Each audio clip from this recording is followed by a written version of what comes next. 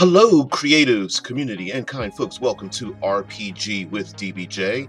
I am your host, DBJ, and today we are taking a travelogue, a deep dive, an overview. We are gathering our cartography tools, and we're going to take a look at Aether Nexus. This is a release from Absolute Tabletop. Today is Absolute Tabletop Tuesday, and on AbTab Tuesdays, we take a look at a release from our illustrious hosts and others that are members of the wider AbTab community. And this recent release of a fantasy mecha role-playing game is the latest release, and we're going to take a look at it. We're going to act as if we are travelers in this world and the many other worlds that hopefully you guys will join me. You would join me on our trips down, brand new environments and, some oldies and goodies, and just ensure that we have a place where we can gather together, have an open discussion and of these great role-playing products and kind of have some fun as well as we openly talk in this open podcast style thing. But first, let's get through the introduction, set things up, start the clip. We've got some animation, film stripping going on and things like that. So first time doing this, but it won't be the last. So guys, thank you very much for being here.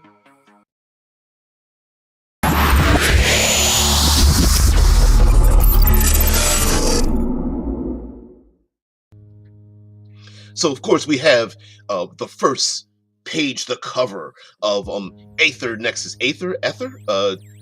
Not sure which what the pronunciation is, although every word is pronounced the way we wished it to be. And this particular cover is pretty interesting simply because how many times have we seen in our imaginations, we love science fiction, fantasy, we imagine post-apocalyptic realms and things like that. But one of those in my imagination has always been like mechas, like piloting big giant machines and combining that with fantasy. And there have been many attempts, good and bad, to try to come up with this concept. But what I really love about Aether Nexus is from the ground up, this game world has been designed with these mechanized monstrosities in the fantasy realm, and I love it so much. I love it. So we're going to read from this, but I'm going to actually place the... Oh, wait, is the chat open? Chat's open. Great. There we go. Hello, everyone. Thank you very much for being here. I'm going to instead put the there's some great artwork. I apologize for some of the art. I did do some screen capturing and just to get a slideshow going, and I thought I would share some of the artwork out here as we take a look. Tried to slow it down a little bit. It's some amazing art. It's just so anime style, and I love it. I love it a lot, and I hope you guys do too. But allow me the honor of reading you some of the elements of this. Now, you as players play this group of adventurers, agents, knights, known as etheric knights. And the tenets of the etheric knight are: a knight serves first their oath to ensure tomorrow and preserve our past. A knight serves second the nexus. As many become one, one becomes many. A knight serves third themselves. In each a hearth to be kindled. A knight serves always Eskara. Upon her breath we shall drift eternal. I can't believe I misspelled the word Eskara. Okay, we'll go back in there and change that. So, the Aether is like a mystical energy that is like a vapor, a flame, a liquid, and it's used to power these giant robots. Now, they're not called mecha, they're called an apparatus, or for short, they're Apparatus, and you get to pilot and power your Apparatus, and of course that energy can be depleted and used for many of the modifications or special abilities that your Apparatus has. And the Nexus, this is of course in the title of the game, the Nexus itself is the link that all the players have with each other. It is the psychic, mystical link that all the players have with each other as they engage in battle to save the shattered realm of Eskara. And it's let's be honest, it's also an excuse to not have to worry about, hey, your player doesn't know what my player is doing. Instead, they are linked spiritually to each other.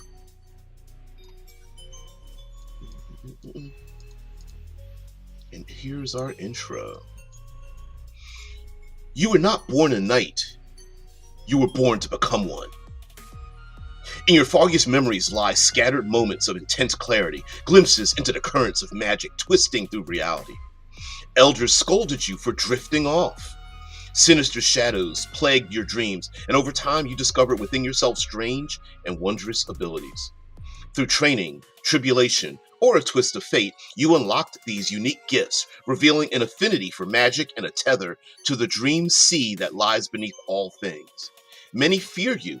Some sought to harness your gift for their own purposes, but a few saw you as a flame to be tended. For you are one of the few who bear an unbreakable tie to the ethereal, a bond that grants you unknowable strength, yet burdens you with a desire quest. You are both mage and soldier, guardian and destroyer, one and many. For you are an etheric knight of Eskhara, and tethered to your mighty Apparatus, you will shape the future of a shattered world. And as a knight of Eskhara in Aether Nexus, you and your fellow players portray knights sworn to protect a sundered world, tethered mind and body to a towering suit of mechanized armor called an Apparatus. You will forge an unbreakable bond with your allies to stand together against obliteration. Knights of Eskhara embark on perilous quests with noble aims, such as defending Eskhara from threats within and without, reclaim lost knowledge, artifacts, and sacred places. Delve into crumbling ruins in search of the long-buried past.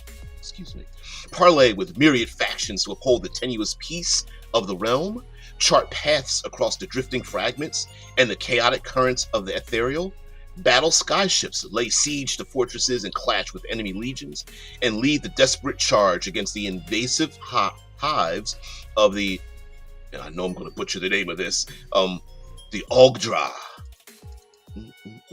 So it's really cool. Now, as the game master in this game is called the Seer, and of course, as many role-playing games are, we usually default to game master, so I apologize if I default to that. And as you can see from the unfortunately very rapid types of artwork being here, it is very high fantasy. This is literally a shattered world. Let's see if I can find or if it'll pass by the bit of art, and I'll pause it there so you can get, so it won't flash so fast, and you get to see some of this world. Now, there we go. What I love about this, and shattered worlds are not something new, but what I love about a shattered world is that we get to carve it in the way that we want, whether environmentally we can have different realms, different places to live. Look at this piece of artwork.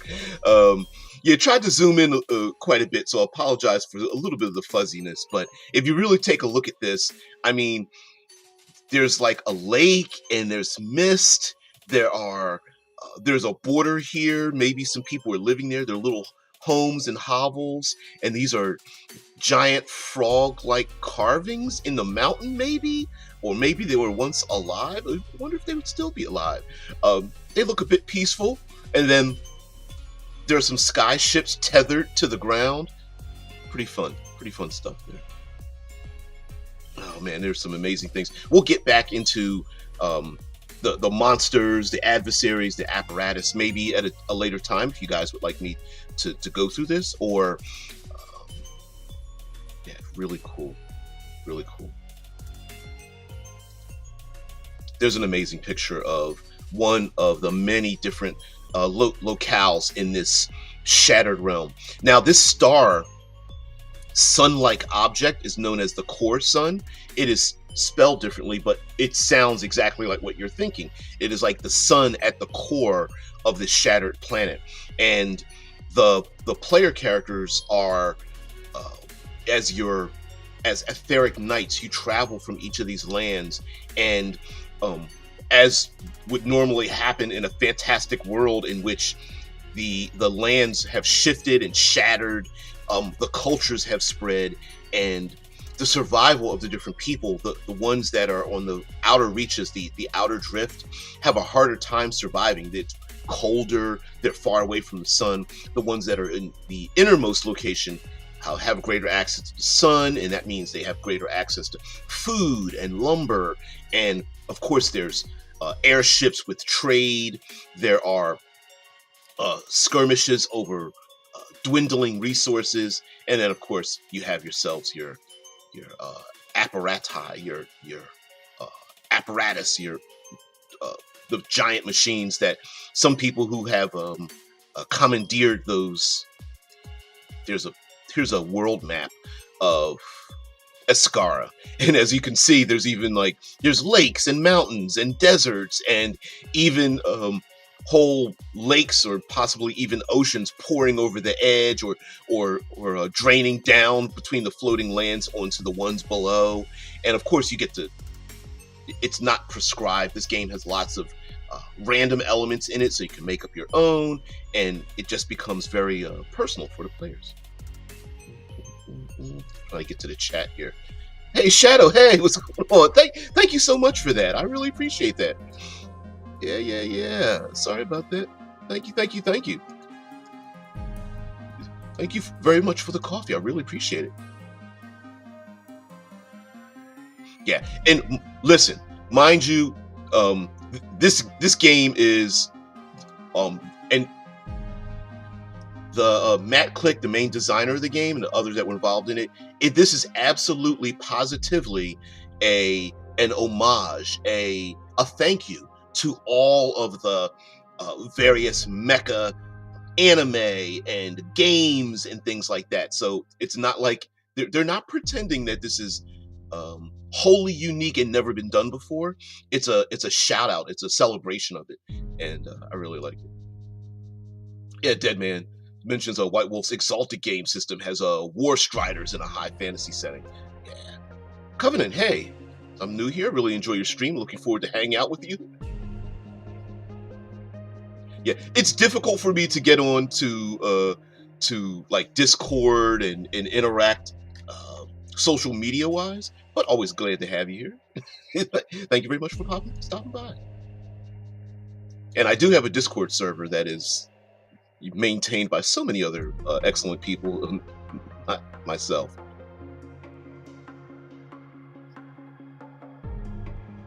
Oh, thank you guys. All right, so let me share some more elements out of the book.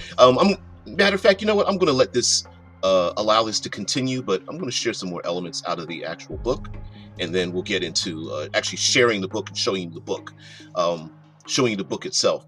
And what I love about this, what I love about this world in this game, is that the book's 100.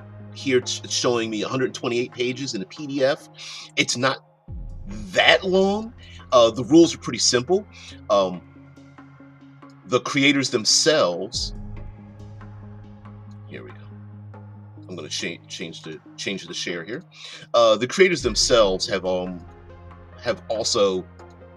There we go. Let's share this out here.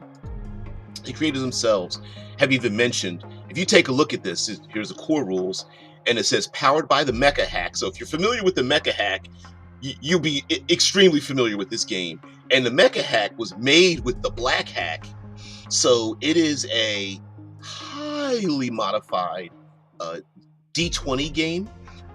you will not recognize this game system and say the black hack, which is basically a hyper hack of like BX Dungeons and Dragons, but it is definitely a D20 roll under system.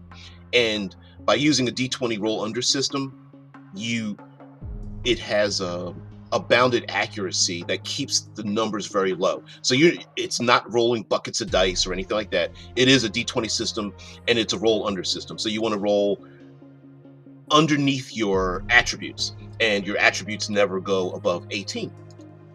So here we have the table of contents, and under the table of contents, I read to you about the Knights of Eskara. I forgot the SKH.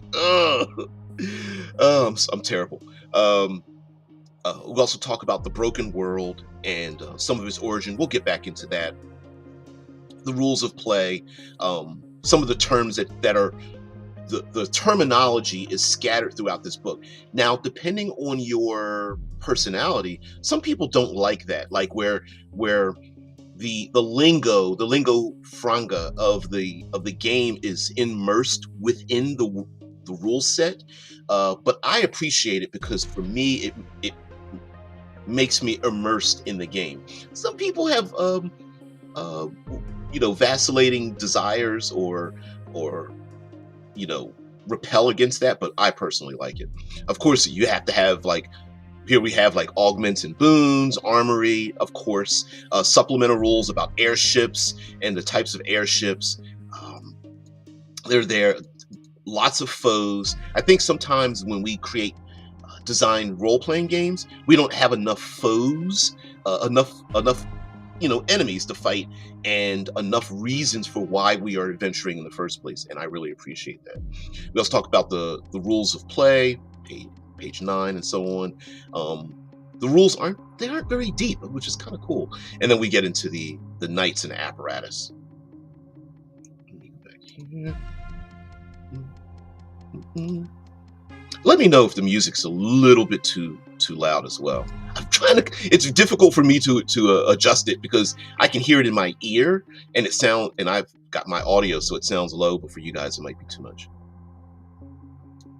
It's very much a mech warrior type of thing. Very much so. Very much so. Sceptra Core.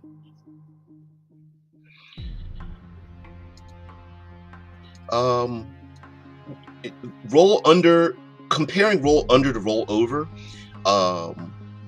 My 2 cents is what happens is a roll over system tends to have modifiers that can ultimately lead into infinity.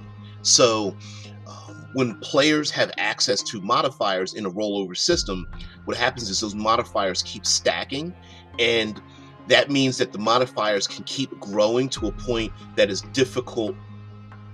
Okay, thank you guys for that. Yeah, I wasn't sure. It's a little difficult for me to adjust on my end versus your end. But when you have an infinite number system, what happens is that the people at the lowest range of the modifiers get left behind by the acceleration of the people with the highest modifiers, and there becomes the overlapping gap to allow all participation starts to spread, and eventually it could actually disentangle, and those at the bottom end never get an opportunity to receive success, and those at the top end always get success, and then there's this middle ground where no one is sitting. With roll under systems, it becomes very bounded, so that means most of the modifiers don't affect your die roll. They actually affect the difficulty number. So that difficulty number will never go above the die that you're rolling. So it bounds it in. So if you're rolling a D20, no matter how many modifiers you get, it'll never go above an 18.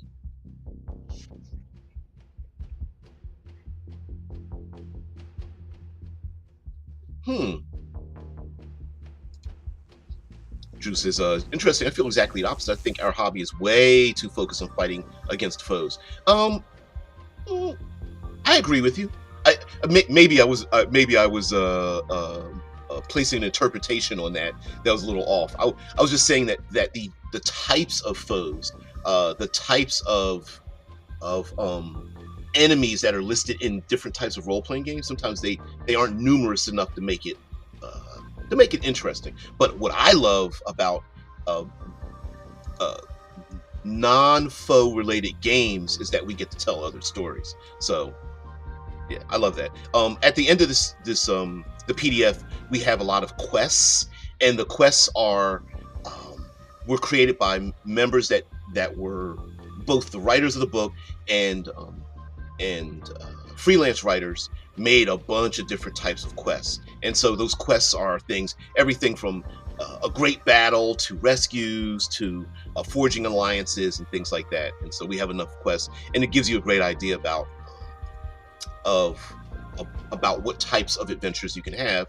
And then, here in the under the knights and apparatus, of course you get to pick all the different types of knights that you're able to play, and there are actually alien. Well, for this world, they're not so alien, but there are alien races. So let's go to the knights and apparatus, because that's exactly what you're going to want to play, right? You're a knight. You have a giant robot. What do you do? Where are you going? What are you doing? And what does it look like? As you can see, there is this how would you guys describe the art and the aesthetic? It's not. There's a lot of grim dark out there. This is not one of those. It doesn't feel like one of those games. There's a hopefulness to it, and I think it comes across in the colors and the color schemes that are used, purples and blues and yellows and golds and things like that. It just gives a very dreamlike, fantastical element to it, so that I really appreciate. So this is, of course, how to make your knight. You pick your aspects. Instead of strength, dex, and con, they have aspects of stone, flux, aether, and hearth, and you apply numbers to each of them. Again, you're starting, and like I said, this is a roll under system, so your starting aspects are 8, 10, 12, and 13, and then of course there's modifiers to that as you start building your character. And choose your frame, your name, your moniker, things like that. You're going to see a number of these tables. It's a muted red and dark purple, and then there'll be a random table, and there's a number of these. And you guys know I love random tables, but random tables to me get a bad rap. Random tables are basically just bullet points, and of course you can pick and choose what you want. So even in this game, with the sheer number of random tables, you can pick and choose the kind of flavor, whether it's names of NPCs or details about locations or the goals of the enemies. You get to pick and choose all of those. So of course, and then there's even experience, and whether you want to play seasoned individuals or brand new players who've just found their Radis.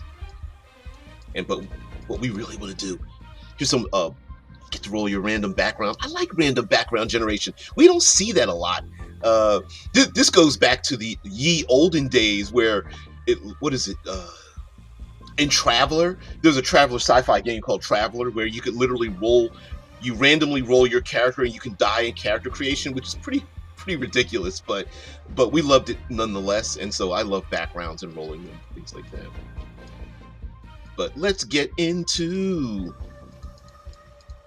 the different types of races that you can play, and mixing and matching them with the pilot and the machine, and mixing and matching them. So we have the Bufferog, and let's take a look at the image here. Pretty fun. Are they like turtles or frogs or lizards or something? The answer is yes. They've got some crazy names, and what I love about the artwork for the different races that you can play is that they are so different. So it gives you the opportunity and gives you permission to kind of like even within each of the the species. You get to kind of mix and match what you want. I'm going to get to your comments in just a minute. I can't see them right now. Here are the Chimru. If you take a look at them, they seem to be a bit insectoid. And looking at the art, for me, just reminds me so much of heavy metal, and there's a role-playing game, Mobius. There's an artist named Mobius. There's a role-playing game called the UVG, Ultraviolet Grasslands. It kind of reminds me of that. Very strange. This is like an insectoid gunslinger type of person, and then back here is like a shield person. I think their eyes are down here, right above the scarf, and then you can tell down below they've got multiple, maybe 3 or 4 legs, and here's maybe a tinkerer or alchemist or something. It's really cool. The Chimru. Then we've got the cloven, like cloven hooved. Here they are with their horns. Here's someone double swords or maybe double rods. Mechanism. It looks like a single eye with a monocle for a single eye in the middle of their skull. That's really funny. I like that. Broken horn with a giant axe. Someone there is a little more bestial. Bent over and bestial. I'll go to another one and then I'll get to your comments here. The glyph, I'm going to pronounce this glyphics. Glyphs. Another race of people. Always get a little kick when characters have these like little floating things that like just seem to float just in arm's reach around their bodies and things like that. That's always really cool. I don't know. Very anime, very video game-ish type of thing. Kin of Living Stone. Caldron. All right, let's see what you guys have to say.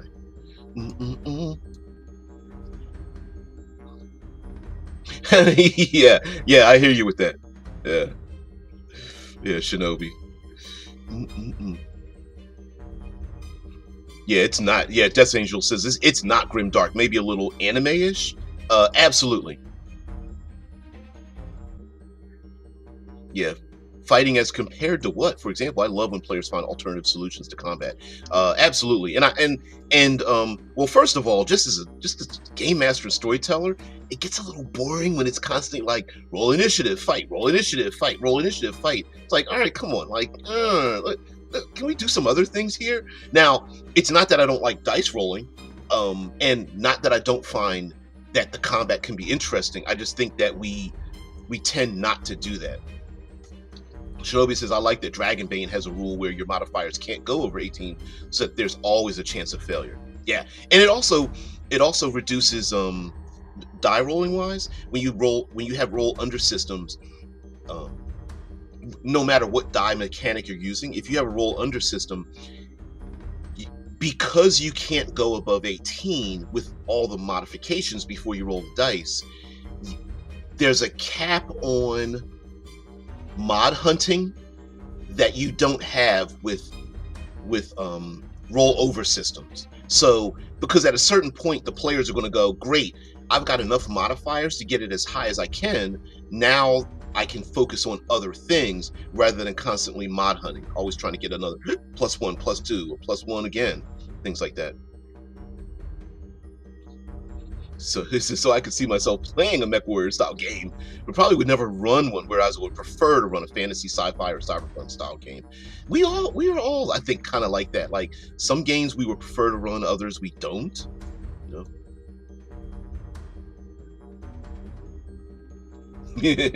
Yeah. I thought the same thing as well, Drew. Glyphics is a cool name, combination of glyph and sphinx. Yeah, just like and many of the little elements in here are like that, because I love trying to come up with cool names and you get stuck with something original and you're like, oh, what is this? I can't come up with a cool name. And then you're like, oh, like the Cloven, like Cloven Hooves or something like that. The Cauldron are like, I'm, as you can see, as you can see with these three characters here, there's like steam or mist or chemicals, like a cauldron, like a boiling, bubbling cauldron and whatnot. This person's looks like their internal organs are tubes, and maybe on this person's back is like a fluid, and they're also smoking a pipe. Seems a little dangerous with those dangerous chemicals around there, right? Here's someone with a jacket, and their mouth has like a bunch of, I don't know. Maybe he shouldn't have his jacket open like that. Maybe we're looking at something dirty right there. I don't know. But it was really cool. Mind you, depending on my cadre.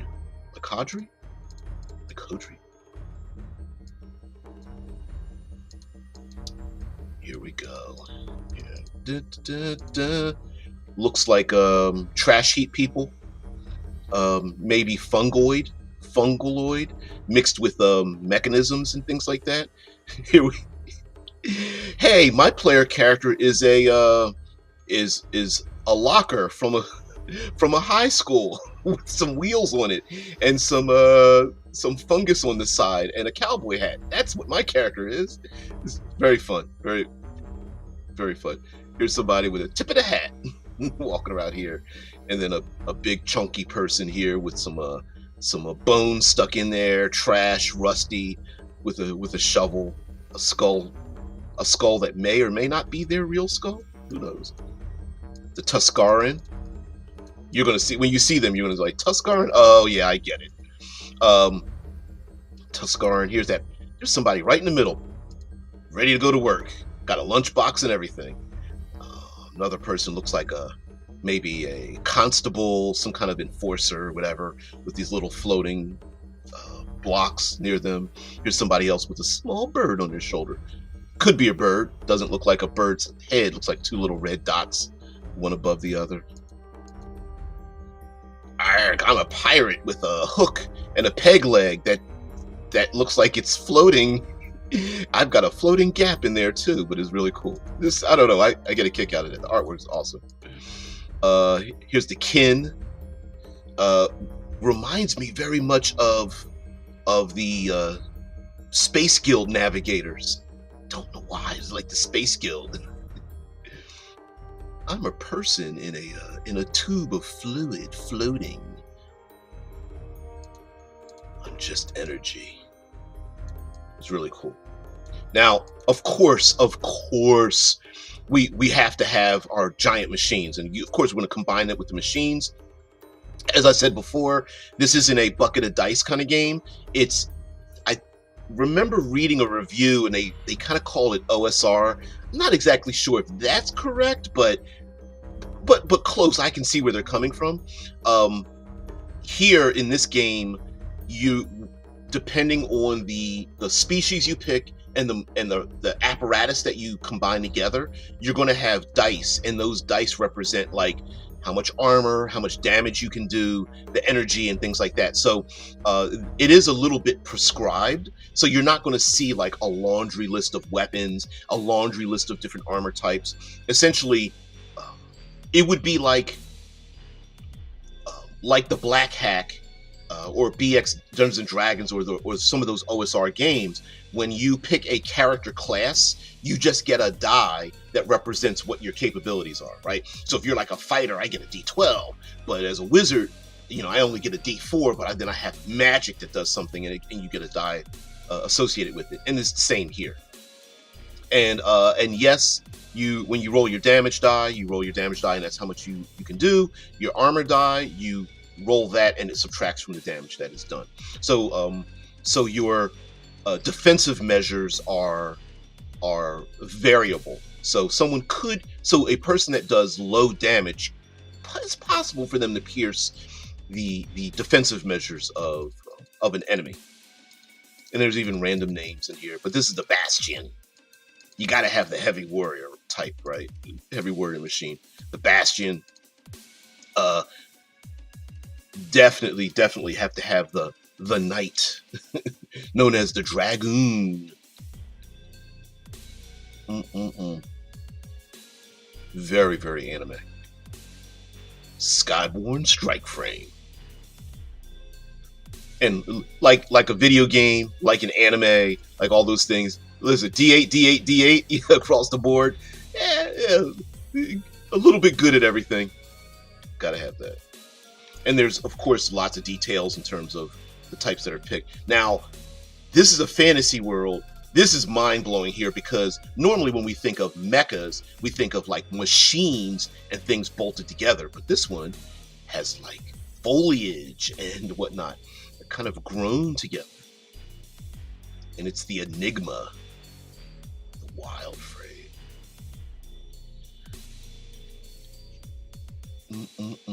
Radis. There's that short term Radis. Kind of like how in what's the movies with the Jaegers and the my brain just Jaegers and Kaiju, things like that. The Aether Cap. Here's another frame. Very cool. Little drones, little insectoid or arachnoid style drones. I don't know if you should be playing with a cat's cradle there, buddy. And this one,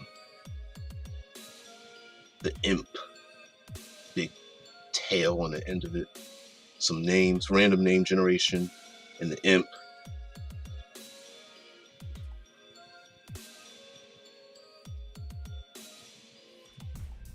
And then we have the Magus Spellslinger frame. A giant robot with a cloak on that you get to rest inside of the pilot that casts spells. Very cool, very cool. And if you take a really good look at this image, there's someone in the middle of this apparatus who's there in their lotus figure position, concentrating to control this giant apparatus. So it's really cool. And who the hell put this book together? I don't know. I'm sure it was probably found maybe or something like that from ye olden days, but it's kind of cool. That's cool. All right, let's get back to your comments and then we'll get this. Yeah, Pacific Rim. Thank you guys. Thank you. Yeah, it's Pacific Rim. I was like, where's my brain going? It's Pacific Rim. Madam Trash Heap. All right. Let me turn this back on. Oops. Let's see.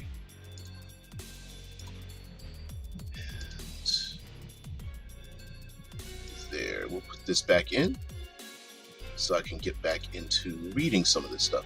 Now, let's see.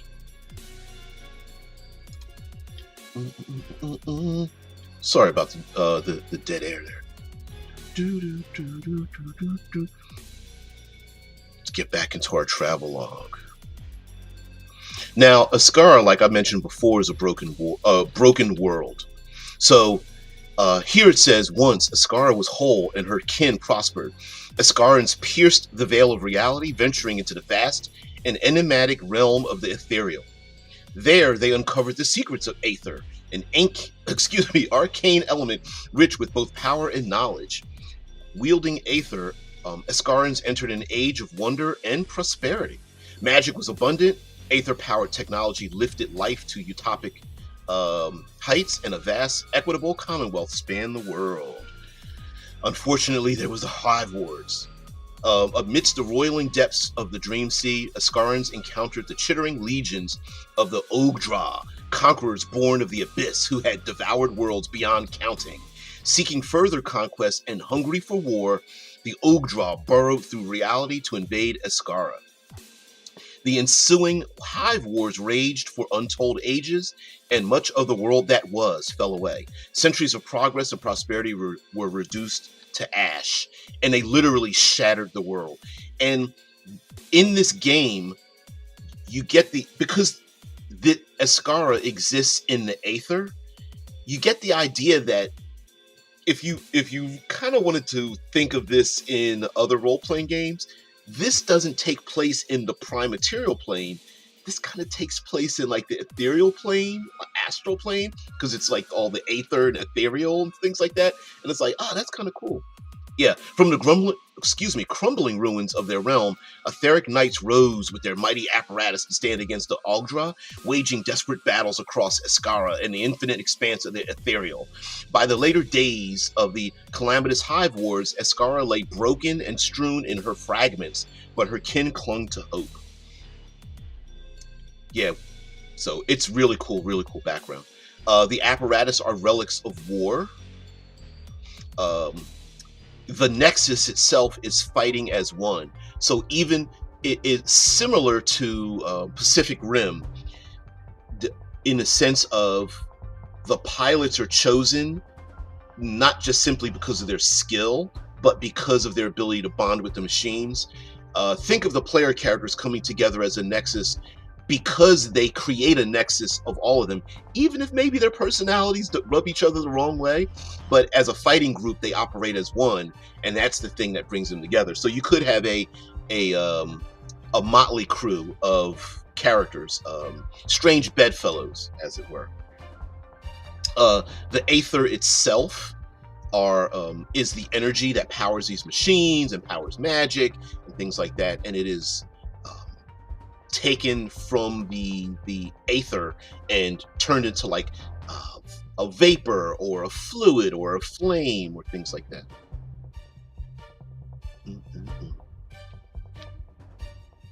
Now the sun itself that rests at the center of the place is called the core sun, and it is spelled Korsun.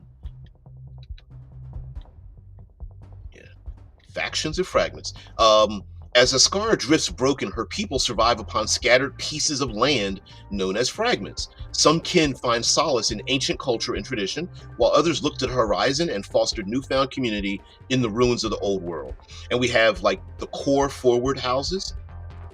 So the flux is like the energy that is swirling around the core sun. The flux brings the inner shards into the embrace of the core sun, which provides light, warmth, and an element known as corradium, a resilient metal forged within its molten heart.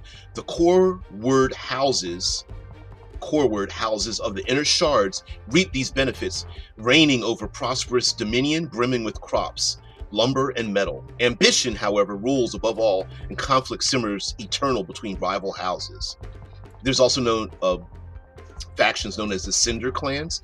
The kin of the Outer Drifts cling to far-flung fragments, forging a bitter yet proud frontier at the edge of Eskara's embrace. Far from the light of the core sun, the Outer Drifts huddle for warmth, gathering in tight clusters of even tighter communities. The Cinder Clans are bound not by blood, but by necessity, a bond made unbreakable by struggle. And I'm sure the term cinder comes from like the burned worlds and environments that have happened to have been burned to ash that are in the outer drift. And there's a number of factions like the Ethereal Authority, which they're like an order of mages overseeing the harvest, refinement, and export of raw aether from the ethereal. There's the Chitin Conclave. It's a cult-like conclave that believes that Eskhara is a long doomed, and the Ogdra, those are the Hive Wars. The Ogdra represent the only salvation for the shattered world, that they haven't quite destroyed everything yet. The Etic Eternal is a reclusive and regimented order of knights that remain vigilant since the dark days of the Hive War. And they're kind of like zealots. They want to eliminate the Ogdra with little regard for the cost amongst the people. They're the Free Tide Corsairs. They're unbidden by house, clan, or creed, and they rove the Free Tide band swear no fealty. The Corsairs work aboard like these sky ships, and they have giant flotillas, and they move from land to land. There's the Heward's Guild, primarily a trade and labor union. The Hewers Guild oversees much of the mining and logging that happens across Eskara, so you do have valuable resources and the protection of those resources, things like that. So there's always a need to have for the players to have a mission to go on. And there's they have the terminology, you know, your lexicon, things like the abyss, the aether, fissures, flux, fragments, the hive wars, the inner shards, core sun, catalyst, things like that.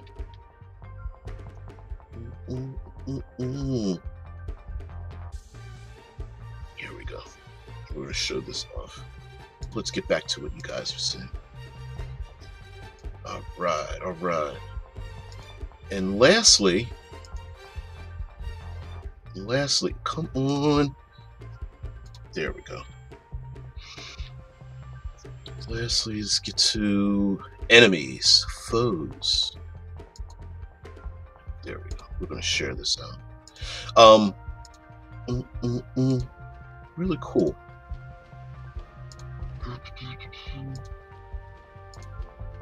So these are the enemies that you may find, uncover, do battle with in this mecha game. It is a mechanized game, so yeah, you're gonna have that. Here's a big giant war. On the left side, we have our good guys with their sky ships up at the top. It looks like they're fighting on land with another landmass above them, with the ocean spilling over the edge. And then, of course, on the right, we have the Ugdra, the hives that are just overrunning everything. And of course, you know, insectoid hives. You got to have something to kill. Really cool.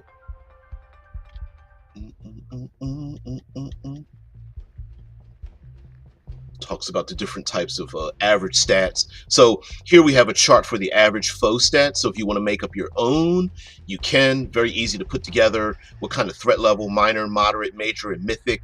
And then some of their aspects modifier, their energy to use their abilities. Damage mods, number of traits that they have that you can pick randomly. You know, you prep before the game, or if you want to make up randomly as well. A number of actions they can take, and damage for attack. And you can see on the very right side for the damage potential for minor threats is a D4 to D6, and even at its highest level, it's a D8 to D12 for even mythic enemies. So hit point levels, if you want to call them hit points, don't go up that high. Not at all. Brigand Ratus.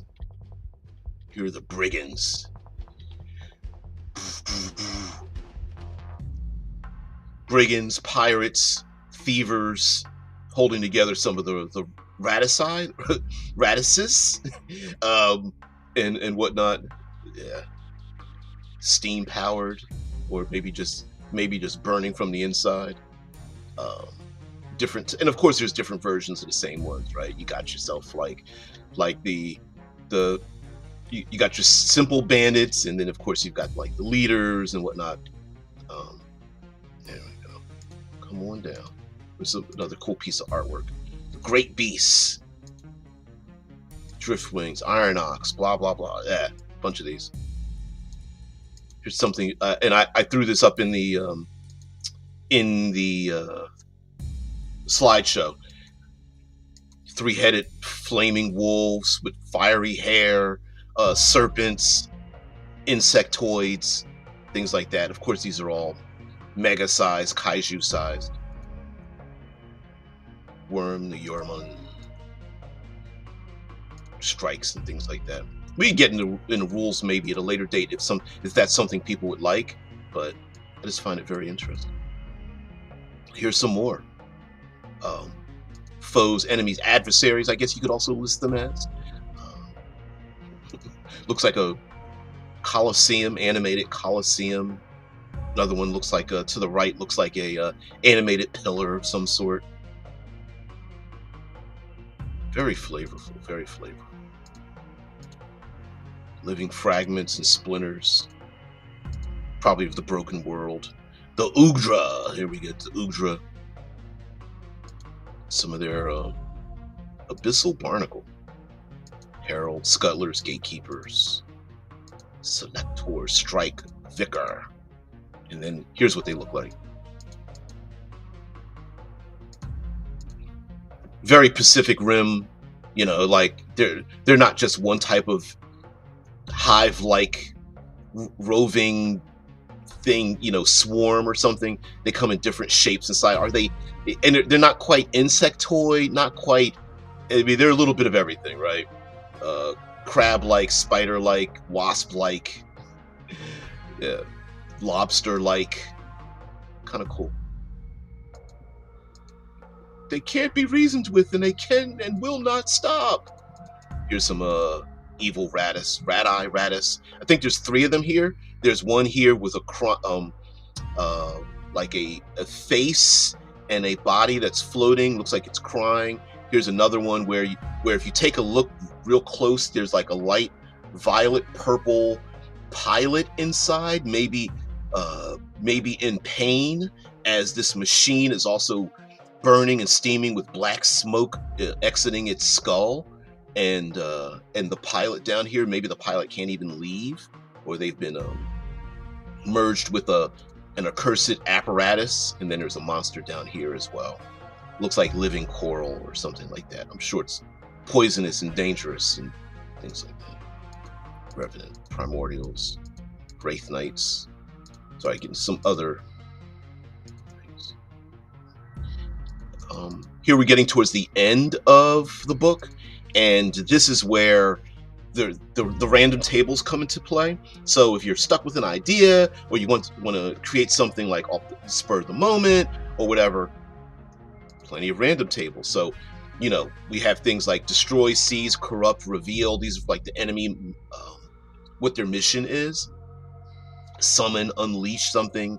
And then it might be like a descriptor, like a sacred or a profane or legendary or war-torn, whatever. And then the focus would be like fragment, artifact, weapon, prophecy, nexus, entity, faction, whatever. And you just roll straight across, right?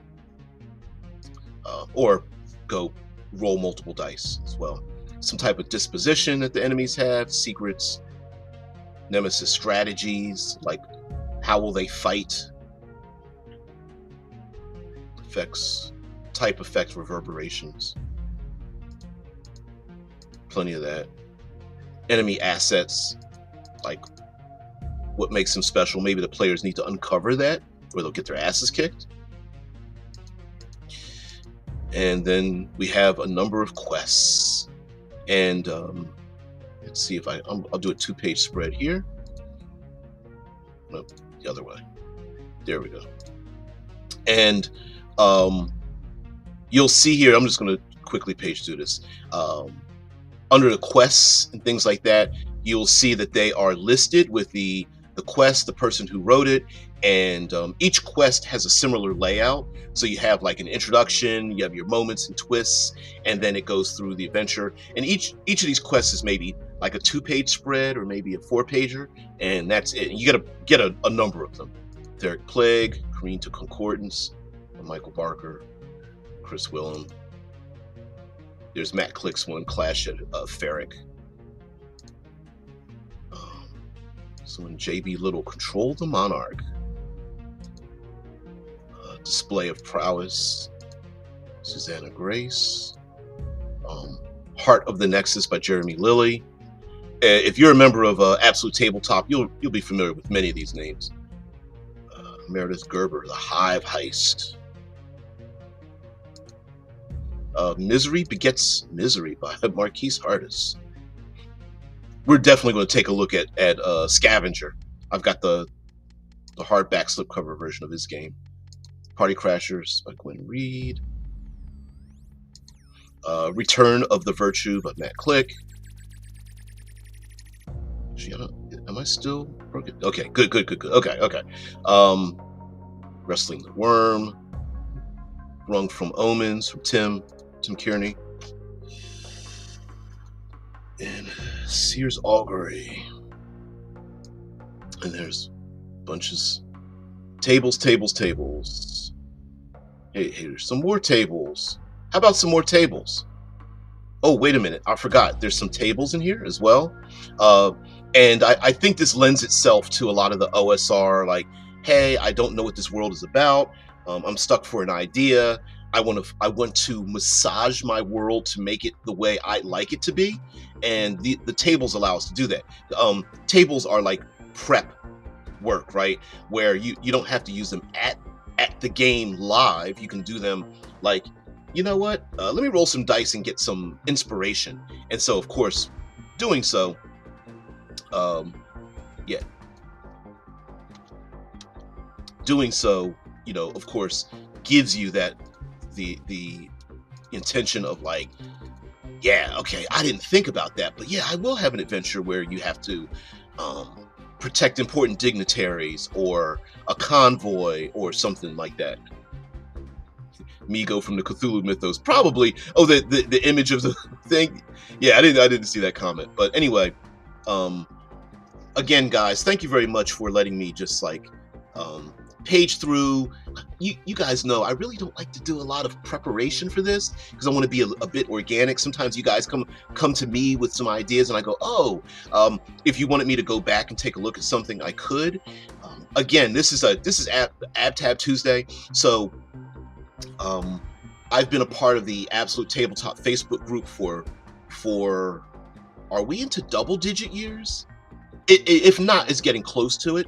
There are many, of course, the members of the 4 members that are part of Absolute Tabletop have created games. We're going to take a look at those on Tuesdays. Also, there are people who are publishers and writers and creators and game designers that are members of Absolute Tabletop for quite a long time, and of the Facebook group. And it's like a little bit like a small family. It's usually not. Oh, thanks there, Shadow. And also because I was part of the group, and I have a little insight into some background things. Not that it's a whole lot of secrets or anything, but as a very, very, very small time beginning publisher as well, I like to give these insights as well. So a little fantasy, a little fun, strange world. I love unique worlds to go to, and I wanted to give thanks to those worlds, and it's a little bit of a travel log, right? Like, like a world where you're piloting fantasy mechas with floating islands and things like that. Kind of cool. Definitely a shout out to all the best and brightest of like Gundam and Pacific Rim and Robotech and things like that, and of course giving a shout out to fantasy gaming as well to make it just a little bit different. I love it. Lastly, I will say that there is some of the unique mechanisms. Let's get into some of the dice. It is definitely a roll under system. Your modifiers, you need to enable memberships and subscriptions. You know what? Here's the problem with that, and this is a good thing, okay? But I feel like I need to give you something, and under memberships and subscriptions, you're already receiving something. I don't know what more to give that I have. And part of that includes time, and I really need to do that. I'm with you. I'm with you, Shadow. And listen, YouTube keeps punching me in the stomach, like, activate your memberships now. Like, I keep they keep telling me to do that. I suppose I should, but I feel bad. It's like I would love people to like get memberships and subscribe and things like that. Really cool. But on the other hand, I'm like, I don't know what else to give you, and I don't want to take without giving. That's just me. So yeah. It makes me feel funny. Imposter syndrome, I suppose, is part of it as well. But yeah, some of the other mechanisms in here. If you guys are familiar with the Black Hack, which uses something known as a supply die. So you guys have seen this mechanism used before, where it uses a step die system. So an example would be, I have arrows, and instead of counting your arrows, you roll. Dude, activated. Send it $2 a month, and I'll sub. Okay. Okay. You convinced me. By this weekend, I'll set up a membership system, and it's actually supposed to be able to unlock like different emojis and things like that. Maybe design some. So yeah, dude. I'll try. We'll put it up for vote. As a matter of fact, if anyone else agrees with Shadow and having something of that nature, reasonable coffee level. No, coffee's expensive. Candy bar level of value. We'll do that, and then I could even increase it if I have the opportunity to do things. Yeah, emojis, things like that. Heck, bumping you guys up to moderator levels and things like that. Yeah. We could do that. So meaning, if I bump you guys up to moderator levels of things, you can actually put in like links and things like that, because it does prevent you from being able to do that. And I don't even mess with the Twitch things. Yeah, okay, I'll think about it. So anyway, thank you very much for allowing me to introduce you guys to Aether Nexus. I wonder if sticker levels, yeah, give them for free. I haven't delved that deep to make it free, because honestly, you guys have been here so long. There's no way I'm gonna make it. Nada. I feel bad about that, but you guys can be grandfathered in if I can set it to like a free level and grandfather you guys in and then do it that way. I think I'd do that. You stop. You're so funny. But yes, Drew, absolutely. Yeah, free memberships and things. I wonder if YouTube will allow me to do it, or whether I would have to put it at a monetary level and then back do it. I don't know. I honestly would have to look that up. I haven't looked that deeply into it, because I was like, I don't know what to set up for that. Oh yeah. Daylight. Yep. Daylight saving time. There's no S on it. It's saving time. I hate that. Oh man, it's so funny. So anyway, long story short, Aether Nexus, step dice. So there's some powered abilities that you have where you burn energy. Your character has your apparatus has energy. You burn energy to do special features, like more attacks or extra speed, or swarm attacks, or attacking area effect and things like that.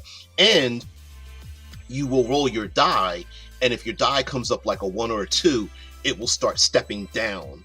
And then that means like maybe your damage goes down, or your armor goes down, or things like that. And there's other things where you can expend a resource to get your die to go up. Like, hey, I'm wielding a sword. It's a D8. I want to empower my sword. I want to Voltron it. And, it's don't know why they don't pull it out the first attack, but whatever. And then I want to move it up to a D12. Well, it's going to cost you so much energy, and you move it up, things like that.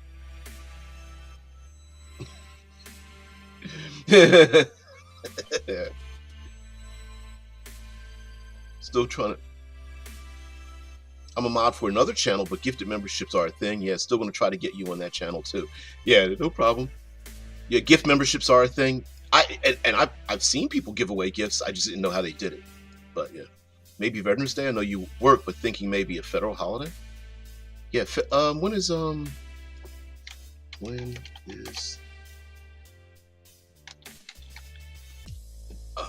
it's coming up. Yeah, that'd be awesome. Yeah, it is a holiday here, November 11th, Monday, November 11th. That's in 2 weeks. Yeah, 2 weeks. It's a Monday. Yeah. So guys, thank you very much for allowing me to show this game to you. It is just released. It was a successful Kickstarter, just released. I don't have the physical copies yet. I can't wait.